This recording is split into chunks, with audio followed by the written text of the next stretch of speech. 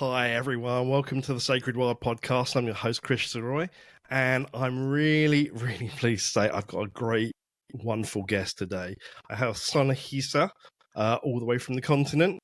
Sana is a nature-based somatic coach, a herbalist, and an author, and frankly, one of my inspirations on Instagram around everything that the Sacred Wild is about. So, hi, Sana. How are you today? Thank you so much for that kind introduction, Chris. I'm so happy to be here. I'm really excited. I love your podcast. I'm a true fan, so I'm really honored and humbled to be your guest today.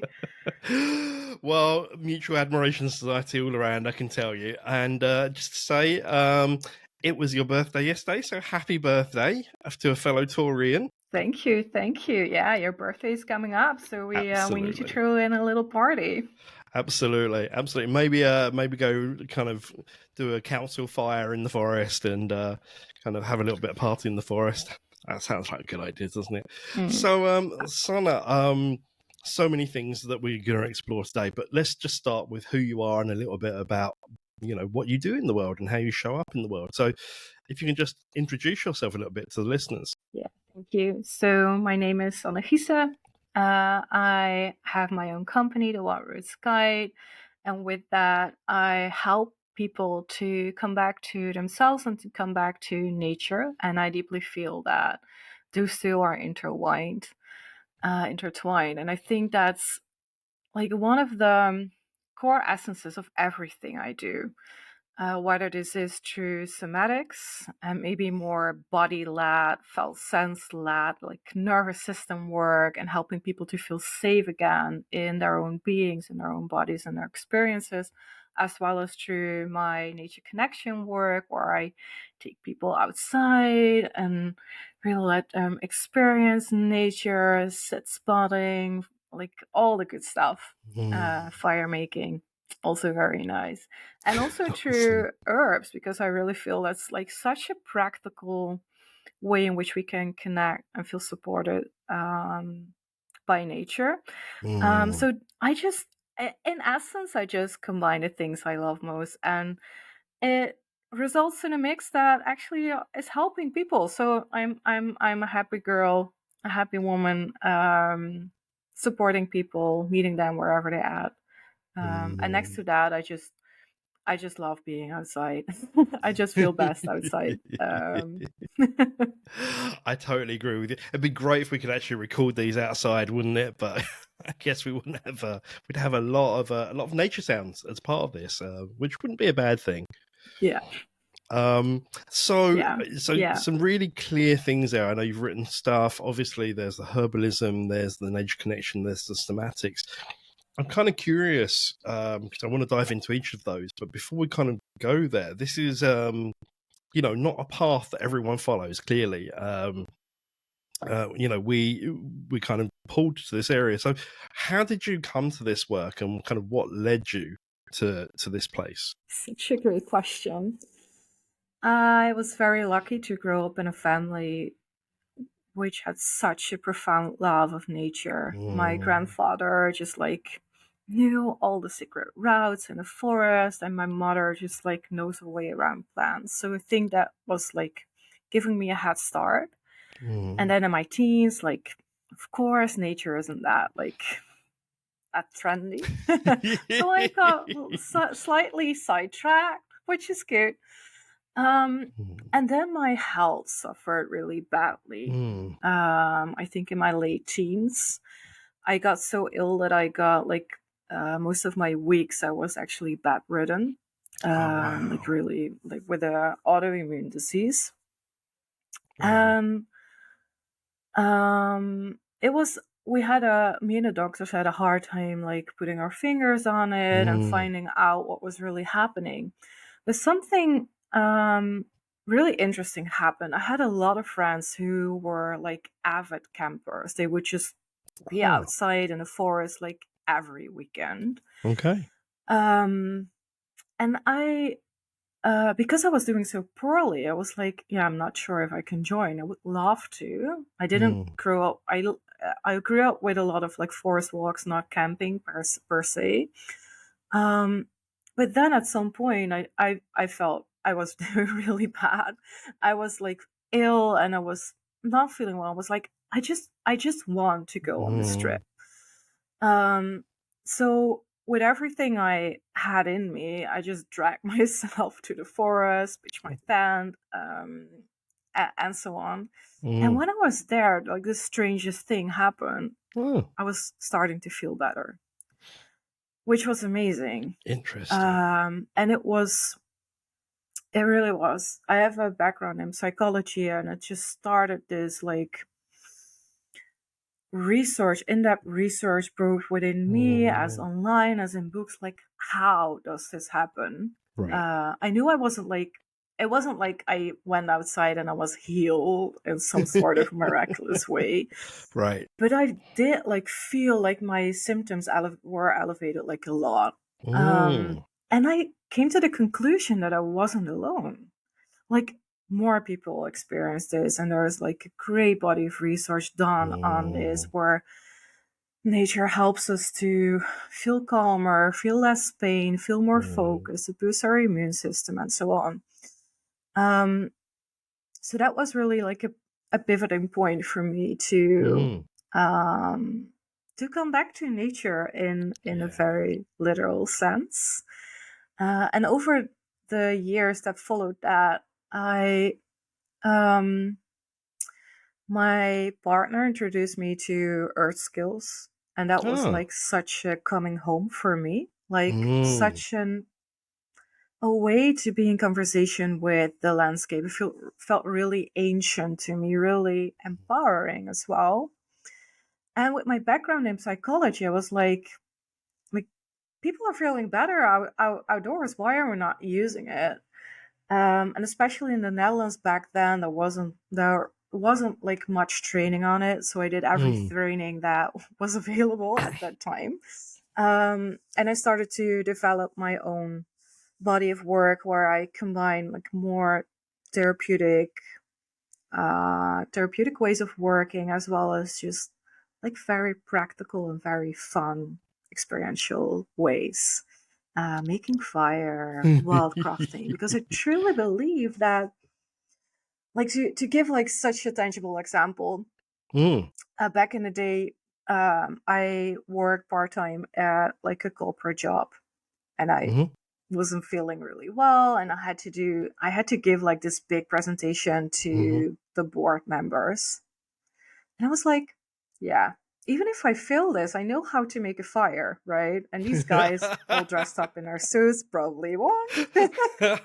So it is such a, next to the effects it has on our physical and mental and spiritual being, it has Mm. such a profound effect on our confidence. And I think that's with a lot of people, that can be such a healing journey as well, to like, when you know how to take care of yourself, when you are outdoors, you know where to find food, you know how to purify water, how to make shelter, to build a fire. Yeah, that's just changing an outlook on life, I believe. That's fascinating. I really get it. I mean, if you come back to, just the most basic kind of Maslow hierarchy of needs or whatever, being able to take care of those basic things, and yet so much of the coaching I do, even with really senior leaders, the word confidence comes up a lot. And it's kind of, confidence in kind of advanced things when most people don't know the basics, as it were. So that's fascinating. I love that. Yeah, I think if you look at through the lens of the nervous system, it actually makes a lot of sense. Where we there's research done about like how large the supply of food is that we as modern humans have, which is usually a couple of days because we can easily go to the grocery store and get Right. our food there. While our ancestors had like 2 weeks worth of food in storage. Mm. Not all the time, of course, but most of the time. And when you look at the sense and you look on the level of the nervous system, that Yeah. gives confidence, that gives comfort, that gives a sense of safety. And I think when we bring in like the nature skills, we reclaim a little Mm. bit of that as well. Mm. Um, yeah, I think, and also when we learn to look at nature as like maybe a co-regulator or Mm. like a resource, some source where we can go to and we can get food, shelter, water, just like a basic need met. It changes the perspective we have on abundance and being taken Mm. care of and so on. So I think like multiple layers coming together that really, like you said, those basic needs get covered and confidence arises from that. Mm, mm. And so one other thing you kind of said there that really jumped out for me as well, with this notion of our ancestors having like 2 weeks of food on average, for example, and that it kind of says something to our relationship with time as well, doesn't it? Because in this world where social media and like um, uh, really short attention spans and how fast everything moves, our relationship with time is incredibly quick. And what I'm hearing here is, this kind of expansion of time as well, and a different relationship with time. Really fascinating. I love that. Yeah. You, Um, you picked that two words so beautifully. Yeah. well, it's just I'm noticing. I'm even noticing. I think you probably given your lifestyle and all that, I try to spend a lot of time in nature and all that, given what I get up to. But it's so clearly, and I'm just noticing my relationship with time with you is shifting, and it's slowing down, which is beautiful. So thank you for that. I'm really curious around like the you said about the nervous system. You mentioned it earlier in relation to kind of somatics and that kind of thing. Um, Tell me a little bit more about your kind of work in that area and how you work with the nervous system and the body and that kind of thing. Question as well. I think everyone who works with nature works with the nervous system, whether they know it or not.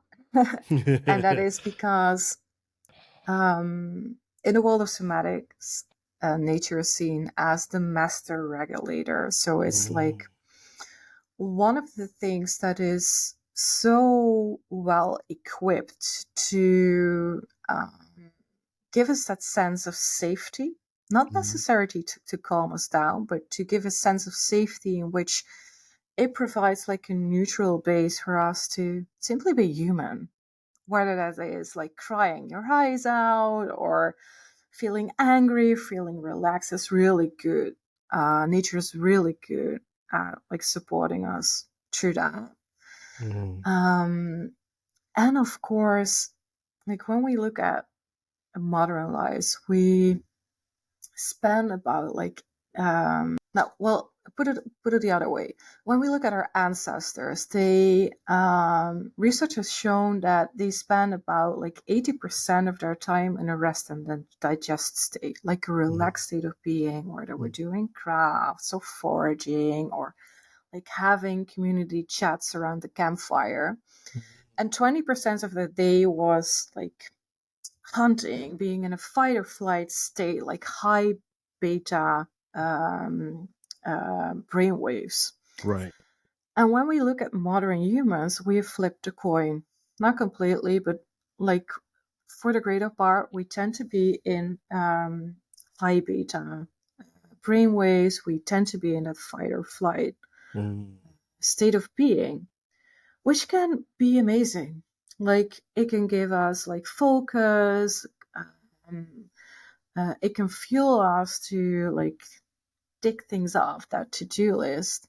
But when we spend too much time in that like fight or flight kind of like Mm. activated state of being, Right. our bodies are less able to rest and digest. So it like basically to recover and restore. And I think this is what we've been seeing both on like the immense rise in burnout, in like Mm. chronic illnesses and things like that. And the interesting thing, what nature does, and which might contributed to why I was feeling so much better when I went outdoors myself on that camping trip, is that nature activates the branch of the nervous system that actually helps us to ease into that more relaxed rest and digest state of being. So it helps us to flip that switch, which is a lot harder if we, like, in our modern lives, we go from screen to screen to screen. So we Right. work behind the screen, and then we sit behind the big screen, and then we scroll on the little screen. It is Right. hard to relax in that way. Well, nature, and especially if we use our senses to connect with nature, it helps to like flip that switch, so to say, or it doesn't make it like a little bit more easy. So yeah, I think that's, for me, it's like honing in to the natural effect that nature has and how we are wired to respond to that. And just like let nature and let the body do its thing and really allow ourselves to come back to like being able to be in that like activated state, because it's very useful, and then making it easier for ourselves to come back to that more relaxed state of being as well. I love that. I absolutely love that. And there is that kind of real sense, isn't there, of like the ebb and the flow, the back and the forth. And I kind of really get this sense of, you know, being in, I mean, for me, I always come back to the forest, you know, but that kind of almost just kind of going there and just allowing this kind of coactive force of nature to almost do its thing to you, well, and with you, as it were, as opposed to us always having to be the doings. You know, we're not human doings, right? We're human beings. So I love that. I absolutely love that. And what I really get here, Sana, is you know, you're obviously really dialed into the research as well around this. So it's not just kind of like the nice arty kind of crafty. You've clearly really dialed into the research around this as well. Do you find that in your, I guess by the time people get to your work, they're already pretty convinced, but do you find that people, you know, are engaging with the science around kind of the impact of nature, or need convincing? I would say it really depends. I think there are like people that really need that reassurance and need that, like, I think a lot of people feel what research is now showing that's true. So I think it's like working with, if you have someone who is able to fully trust that like feeling this feels good, and follow through on that. Whether in this day and age, I think it's a beautiful thing that we've actually have research to back certain things up. And I love, like, maybe it's my background, maybe it's like my nerdy side, but I really love like understanding how certain things work and seeing it through that lens as well. Because I think that like most people, they they know that they feel better in nature, but then having research backing it up and also hearing other stories of people as well, I think that's so important as well. So I think there are many ways where people can be, I don't need to convince them, but if they go with me, or they try it themselves to be more outdoors and to observe what is happening on the level of their body, their emotions, their full being, they will be believers either way. But I like to include research because it's, yeah, it's definitely my nerdy side. I share your nerdy side. I really do. I really love that. And I mean, I think even when, you know, if you look back 2 or 3 years to the pandemic and all that kind of thing, and this kind of people really being pulled to nature at a time when we you know, a lot of us were either working from home or weren't working and all that, but the world was in this weird place, but people seem to be naturally drawn to nature. So it does seem to be hardwired to us. I mean, we are part of the system after all, right? So I'm kind of curious, actually. Sorry, I have a big question that's just been brewing for me, and it is kind of, you know, part of the foundation of this podcast really is the role of nature and spirituality in terms of like creating change in the world, and, you know, leadership and activism, that kind of thing. We seem to be at this kind of weird place of on the one hand, we know nature is fundamental to our well-being and all this kind of, but also, even just yesterday there was a thing in the papers around how so many climate scientists are, in despair because of the temperatures of the oceans and all of that kind of stuff. I'm curious as to whether you have any thoughts or point of view on, how nature is going to help us moving forwards and how we come back into harmony with it, as it were. Sorry, big question. Yeah, but a really good one. So thank you so much for asking that. I think we, at some point in our shared history, we set ourselves apart from nature. And I think that has been really contributing to the troubles we are seeing today. Both both in nature, like loss of wildlife, climate change, but also the rise of mental health issues in humans. I really believe that those two, or three, are really intertwined. So I think if we want to find solutions to all these facets of what to me feels like the same problem or the same root cause, I think a relationship with nature is fundamental to that.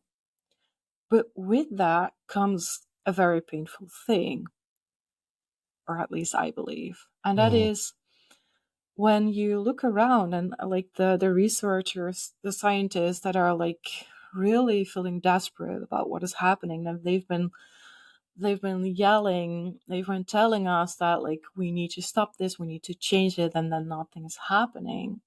When we get awakened to that sense of urgency of what is happening around us, there comes this sense of grief and a sense of anxiety and a sense of frustration. And I think we need that. It is painful, but I think it needs to be part of the conversation. And I strongly believe that we care for what we love. So I really feel that, and that's my core mission with my work, to reestablish that sense of connection, that sense of love for nature, so that people not only feel better themselves, but to take better care of the earth as well. And then I hope that it unlocks some sort of chain reaction in which we come to an understanding that we need to take better care of the full ecosystem, to take better care of nature, to take better care of other living beings, including humans. But I really feel that it isn't an easy task, otherwise we would have done it. We live in a culture, in a society that has some very damaging systems or dynamics to it, like the way we look at success, the way we look at profit, the way we keep extracting both from workers in the workforce as the natural resources. So I think big changes need to happen, and it is like a full ecosystem shift that needs to happen. But I really feel that you loving nature is like a big, big, big factor in that. Yeah, the foundational piece, right? It starts here with each one of us, as it were. Excuse me. I love that. And one of the questions I was going to ask you was, what is your core mission? What are you about underneath all of this? And I think you just answered it, which is awesome. So let's come to that kind of love of nature and maybe the nature connection part of your work. The stats show us that as the 21st century carries on, more and more people are moving towards the urban centres as opposed to, being in rural settings and all that kind of stuff. So for those people, how do we, connect more closely with nature, especially if you're based in an urban environment? I think that's such an important question to ask, and also one with a very simple answer. Because when I walk in a city. I see through the cracks of the concrete, I see like pioneering herbs, really healing, edible herbs. Not all of them, of course, but a lot of them. I see there were the places that the old city centers were. I see old trees, very old trees. And even when you are living on the top of a skyscraper, if you travel down and down and down and down, you will find the earth. So, in many ways, it is a shift of perspective. But it is a hard one because we, in so many aspects, we are really pulled away from natural rhythms and natural spaces. So I think something that we can do, and this is regardless if you live more rural or more like in an urban environment, is to pay close attention to what is already happening around you. You don't need to live like in a cabin in the woods. It would be, if you want to and you have the opportunity to do so, please do. But we have like circadian rhythms. Every day the sun rises, the sun sets. Every day we've got seasons around us. We got seasons changing, and that affects us whether we like to admit it or not, because Absolutely. the sunlight is changing, and that like influences like how much energy we have, how much focus we have, and so on. Yeah, and there, like I said, there are plants growing everywhere. There are maybe even house plants. So I think it's really about learning ourselves to not get attuned only to like traffic lights. Of course, they are important, they keep us safe, but also to get more attuned to what is growing near the sidewalks. Like, what's my relationship? Do I know what is growing there? And building like small pieces of relationship there. And maybe you got like a windowsill or a balcony. Can you start like the tiniest garden there? Or do you have a nice city park with old trees? And can you go out and connect with that? I think like what I'm saying is it is an intentional practice no matter where you are. And when you get attuned to the natural rhythms and also the natural beings around you, there is so much to discover. One of my favorite places to wildcraft is in a city. There is so much, so many edible medicinal plants. There are like ancient trees. But you have to build that relationship in order to know what to look out for and find other weirdos like yourself who not only share their stories about like how busy their day was, but also that story about like the magpie who was sitting in a tree and was making all these noises, and you wonder why it was making those noises. That we incorporate those stories, like when we sit at the kitchen table or have a chat with our friends and include those stories. I think like that attunement and that sharing will weave you right back into the natural fabric, whether you are living like in the woods or in an urban environment. Those are awesome tips.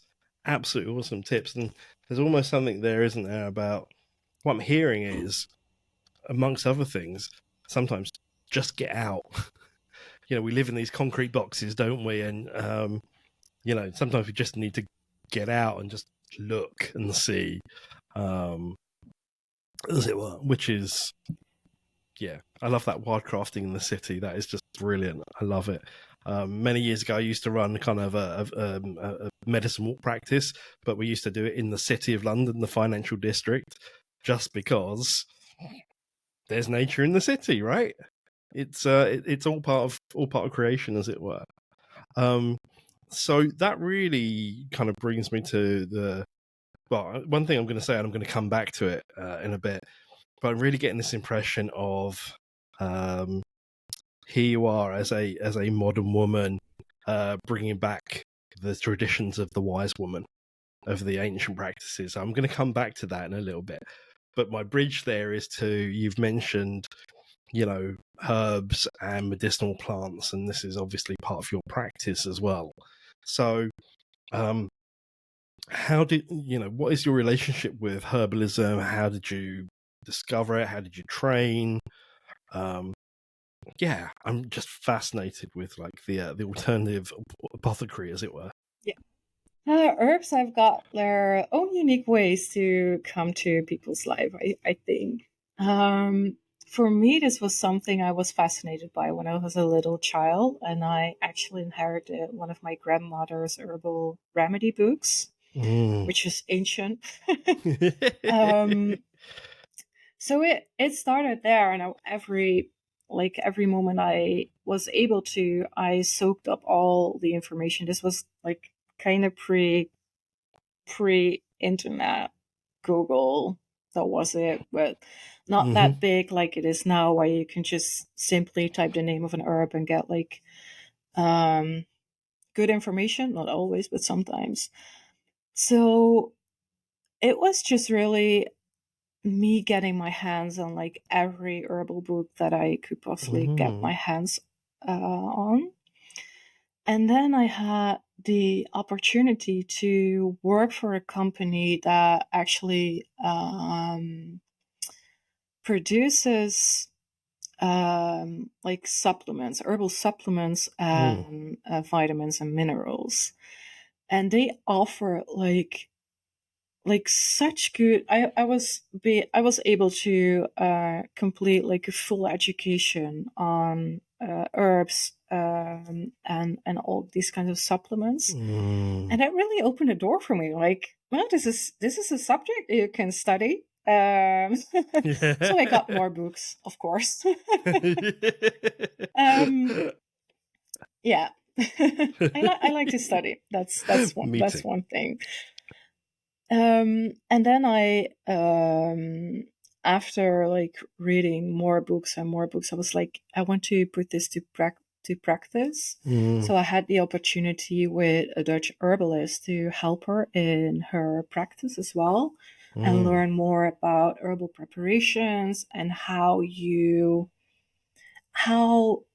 herbal medicine isn't like a one size fits all. It really works with the whole being and the whole body. And after that, I completed a couple of online herbal certifications as well, which was really nice to put a proper. Up until that time, it felt like I was just picking and choosing whatever I liked, and that really put the scaffolding underneath my knowledge and give me really a good foundation to know more about the human body, know more about how certain personalities or certain types respond better to certain kind of herbs, and how we are not you have to take this herb and this herb and this herb, and then completely overwhelm the person, but really work with that as well. And what was really interesting, I was I can wrap a bow on my education as an herbalist, right? I studied a lot. I was I feel complete, but something's missing. And I realized that I learned all these herbs, and I couldn't recognize a single one of them in the wild. Wow. So that was when I got into wildcraft thing.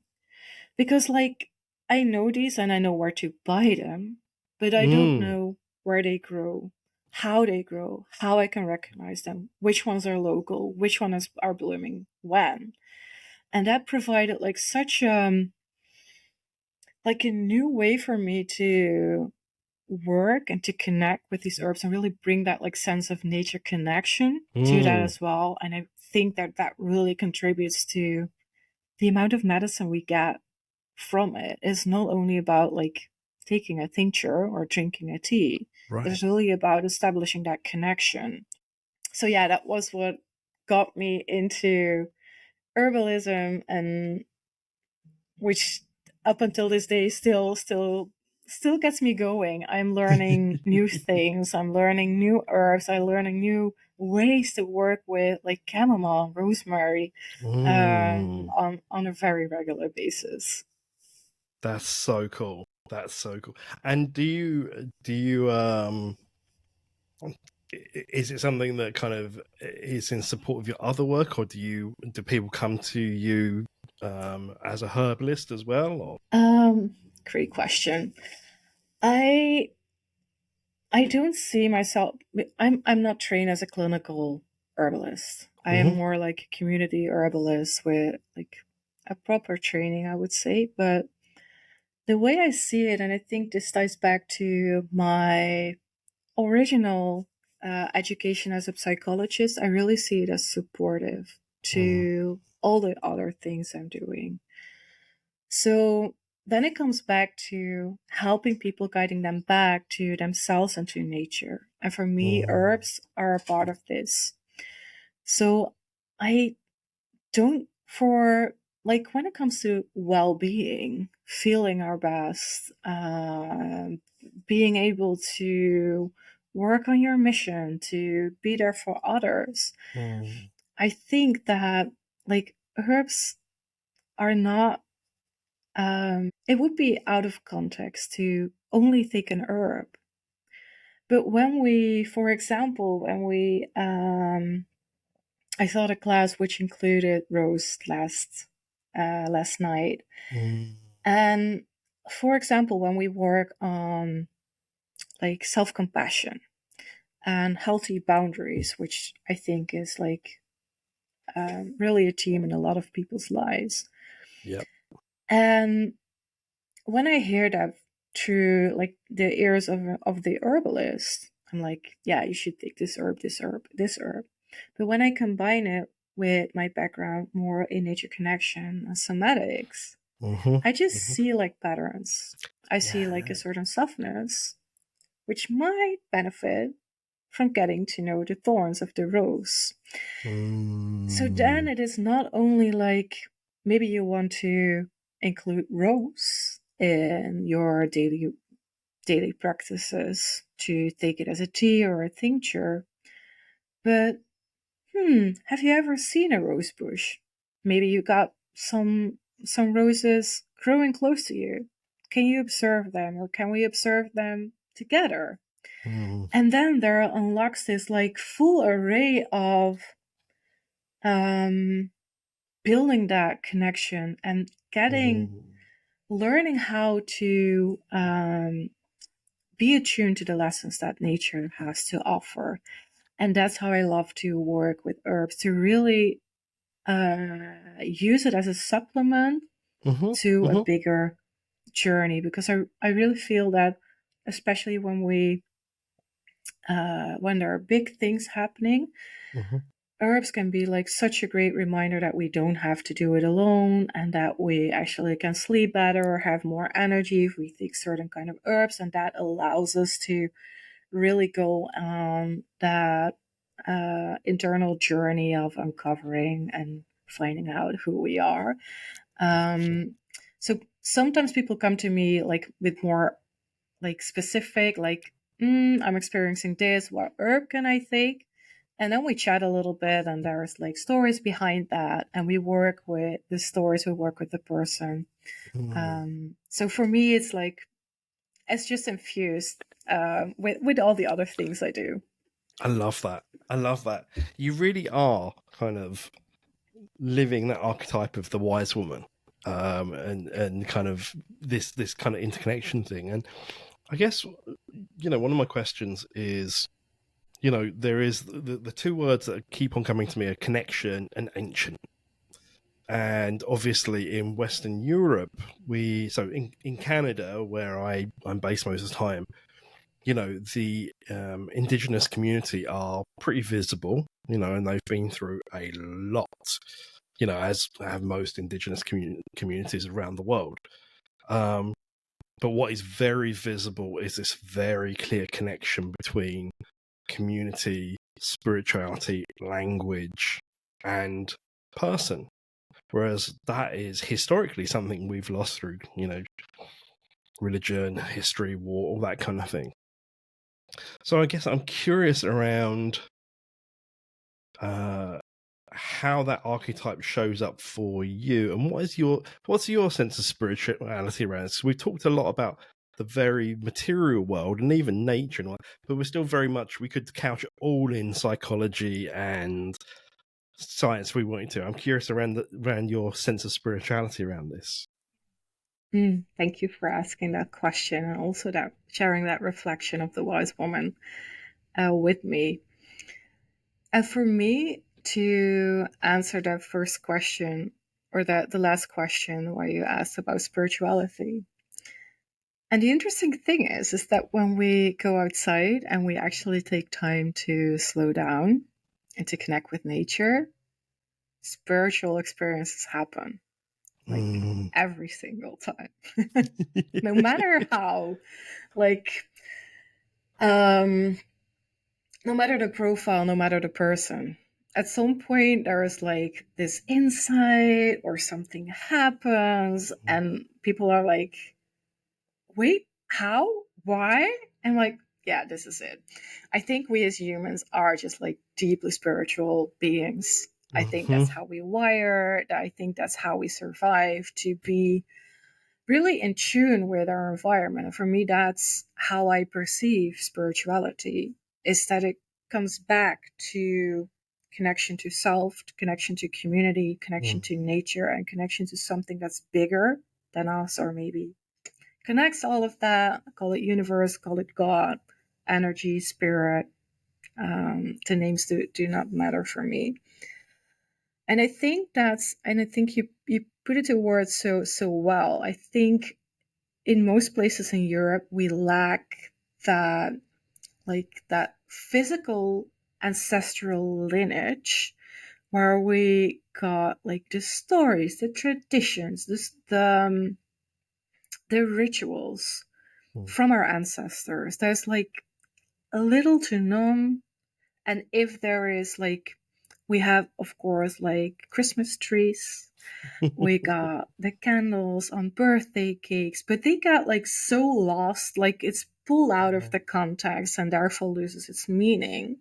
But to me, this is how nature can play a role as well, and why I think it's our connection to nature and seasons, maybe in particular, is so important, because it weaves us back into maybe the origin. I'm not sure of that. I wasn't there, of course. But maybe the origin to certain spiritual, ritual, ceremonial practices. Because if we look at a lot of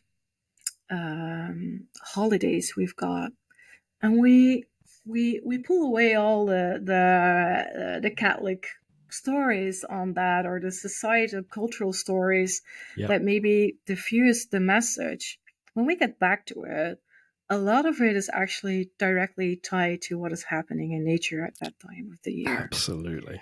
Yeah, absolutely. And that's why I love it, because many of us feel lost because there isn't a grandmother or a grandfather telling the stories.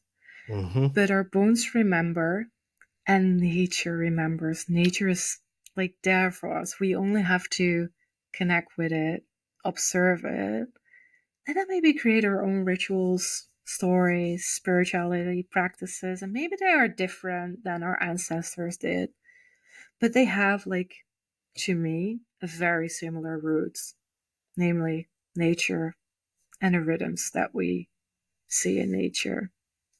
Absolutely. I couldn't agree more. And of course, in the Celtic calendar last week, we celebrated Beltane, 1st of May, and spring, first day of summer, boom, and everything is blooming like crazy and all that kind of stuff. You know, the festival of fertility could not be more appropriate, as it were. No, I love that. Thank you for that reflection. Just kind of going a slightly different direction, but kind of maybe not really. You do have this kind of very, ancient feel and all this kind of thing, but of course, where we encountered each other was Instagram. And you've kind of built, a pretty big following in Instagram, and you have, if believe me, folks, if as and when you look at Sonna's Instagram feed, it's beautiful. Like from an aesthetic perspective, it is gorgeous.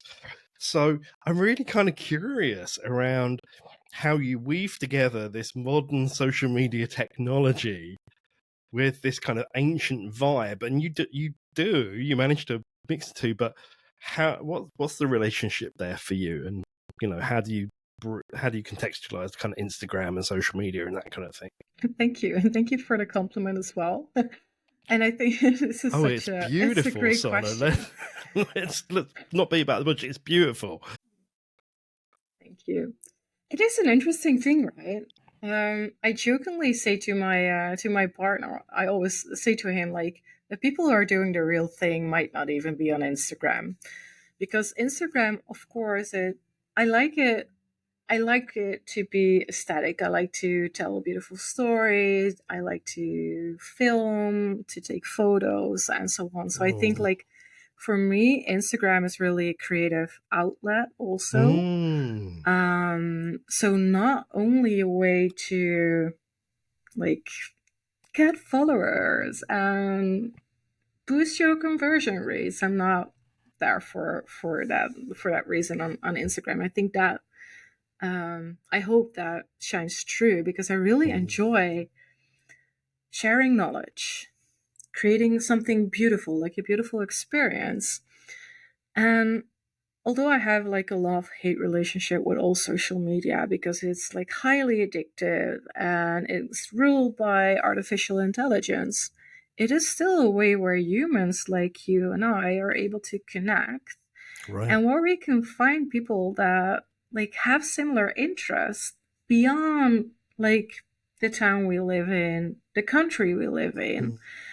So in that way, it's really magical. I see it like a mycelium, like the root system of the mushrooms and the mushrooms, like making all these connections. But we do have to be very, very, very aware that it's social media where a nice image sells better, where we show the best sides.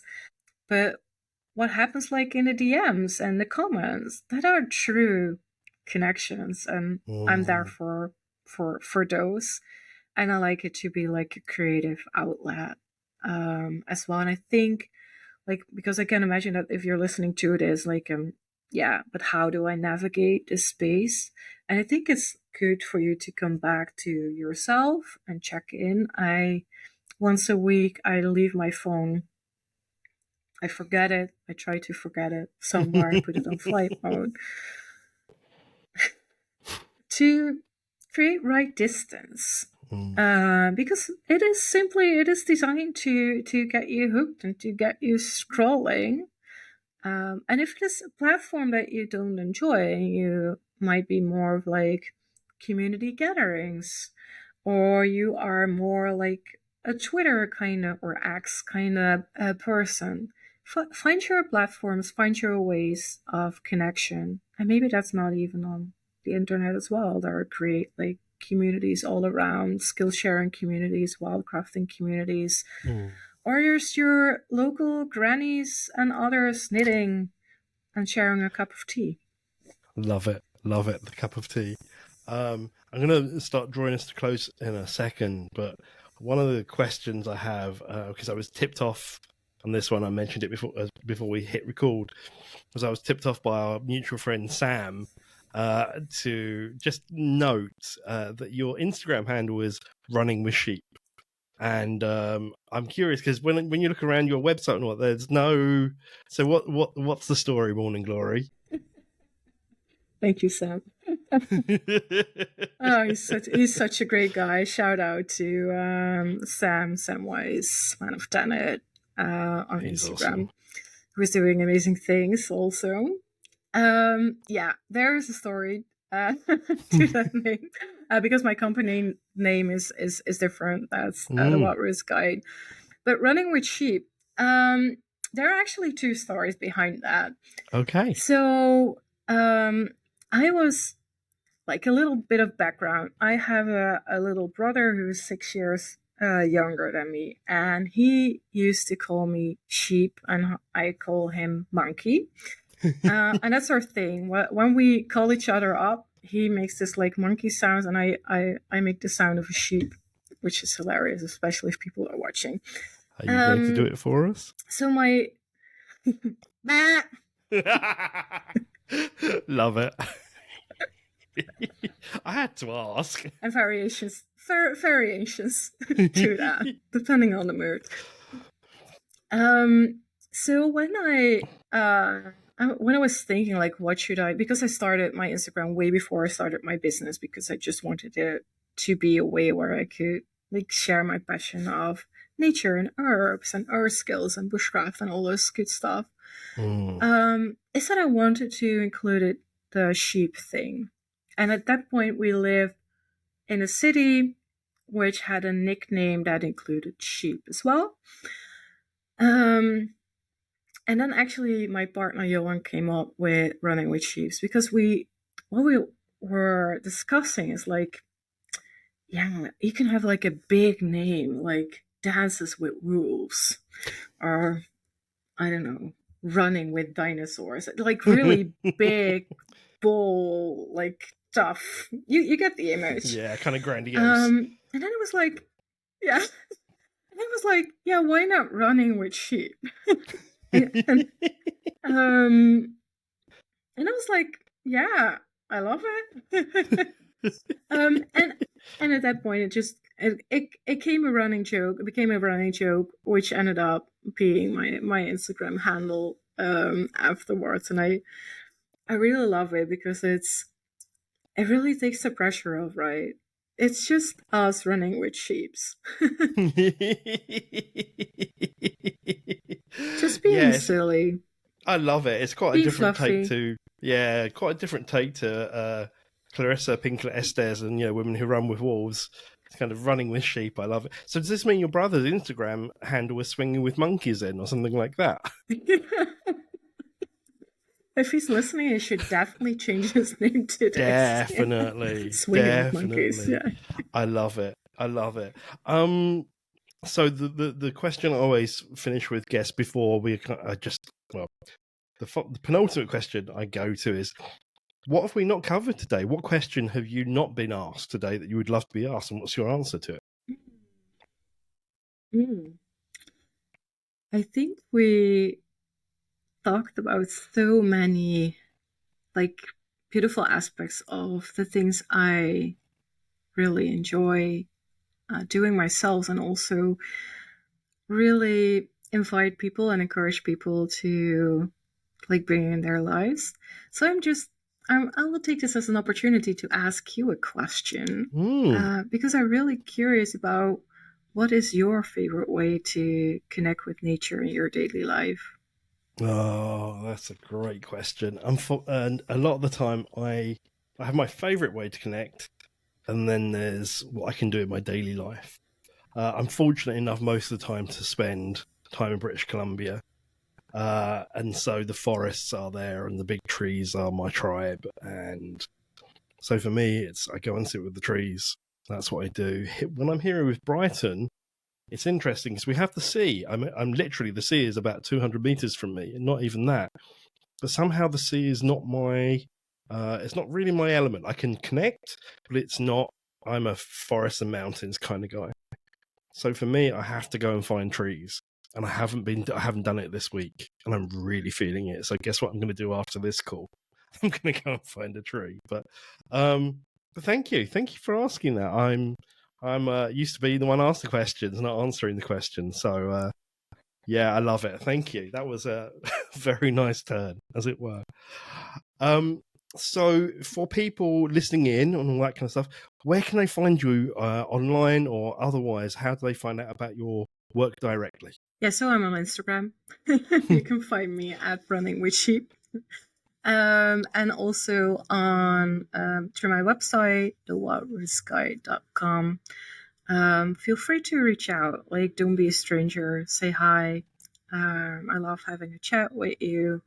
But yeah, the website and Instagram are the easiest way to get a hold of me. Brilliant stuff. And obviously I'll have them linked in the show notes and all that. So with that, Sana, I'm going to draw us to a close. Thank you so much for all your wisdom and your generosity and just your infectious laughter as well. I always love having someone I can share a laugh with. So thank you so much for being a guest today. Really appreciate it. And with that, folks, thank you so much, Chris. Sorry, go ahead. Thank you so much, Chris. It was a wonderful conversation. Thank you for having me. Oh, absolutely. Absolutely. It was my pleasure. So with that, folks, thank you for listening in. I'm Krish Sarai, your host, and we had Sana with us today from the Wild Roots Guide, and we'll look forward to seeing you next time on the Sacred Wild podcast. Bye for now.